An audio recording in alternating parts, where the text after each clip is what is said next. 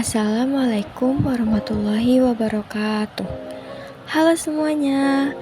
Di video kali ini kita akan belajar tema 5 subtema 2 hubungan antar makhluk hidup dan ekosistem.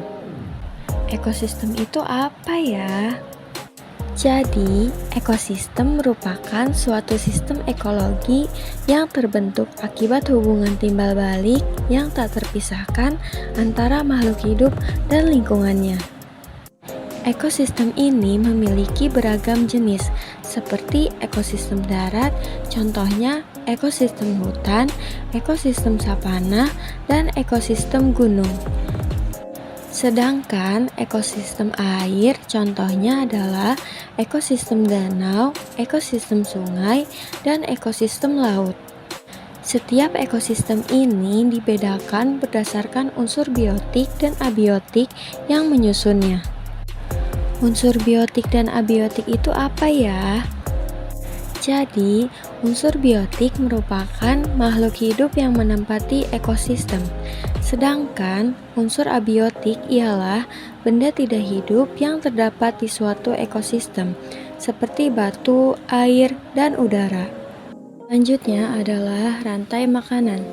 Rantai makanan merupakan perjalanan memakan dan dimakan dengan urutan tertentu antar makhluk hidup.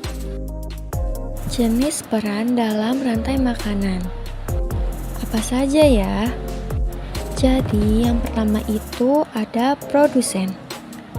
Produsen dimakan oleh konsumen satu, lalu konsumen satu dimakan oleh konsumen dua. Nah, konsumen dua ini akan mati, kemudian membusuk dan diuraikan oleh pengurai. Pengurai ini mampu menghasilkan pupuk bagi produsen. Produsen ini merupakan makhluk hidup yang mampu membuat makanannya sendiri. Sedangkan konsumen 1, 2, 3, dan seterusnya merupakan makhluk hidup yang memakan produsen atau hewan lainnya. Sedangkan pengurai adalah makhluk hidup yang menguraikan kembali zat-zat yang semula terdapat dalam tubuh hewan dan tumbuhan yang telah mati. Hasil kerja pengurai dapat membantu proses penyuburan tanah. Contoh pengurai adalah bakteri dan jamur. Perhatikan gambar di samping. Di sana ada padi, tikus, ular, elang, dan jamur. Padi berperan sebagai produsen, dan tikus, ular, elang berperan sebagai konsumen 1, 2, dan 3. Sedangkan jamur berperan sebagai pengurai. Jadi, padi dimakan oleh tikus, kemudian tikus dimakan oleh ular, dan ular dimakan oleh burung elang. Setelah beberapa waktu, burung elang akan mati. Bangkainya membusuk, diuraikan oleh makhluk hidup pengurai dan bercampur dengan tanah membentuk humus. Humus ini sangat dibutuhkan oleh tumbuhan, terutama rumput. Nah, begitulah seterusnya hingga proses ini berjalan dari waktu ke waktu. Selanjutnya adalah rantai makanan di ekosistem laut. Di lautan, yang menjadi produsen adalah fitoplankton. Fitoplankton merupakan sekumpulan tumbuhan hijau yang sangat kecil ukurannya dan melayang-layang di dalam air.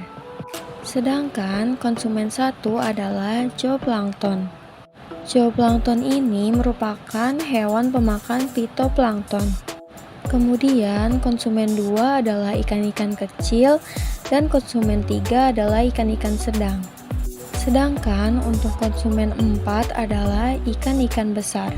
Urutan peristiwa memakan dan dimakan dari rantai makanan tersebut dapat berjalan seimbang dan lancar jika seluruh komponen tersebut ada.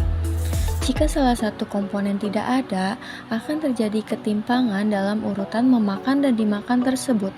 Agar rantai makanan dapat terus berjalan, jumlah produsen harus lebih banyak daripada jumlah konsumen ke-1. Konsumen ke-1 lebih banyak daripada konsumen kedua, dan seterusnya.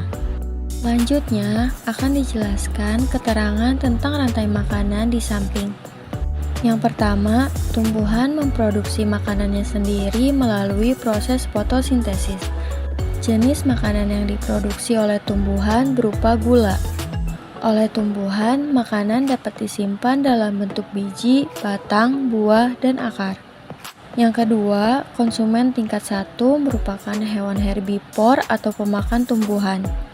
Makanan yang dimakan oleh hewan tersebut akan diubah ke dalam bentuk energi untuk melakukan aktivitas dan berproduksi. Contoh dari konsumen tingkat 1 adalah tikus. Yang ketiga, konsumen tingkat 2 merupakan hewan karnivor yang akan memakan konsumen tingkat 1.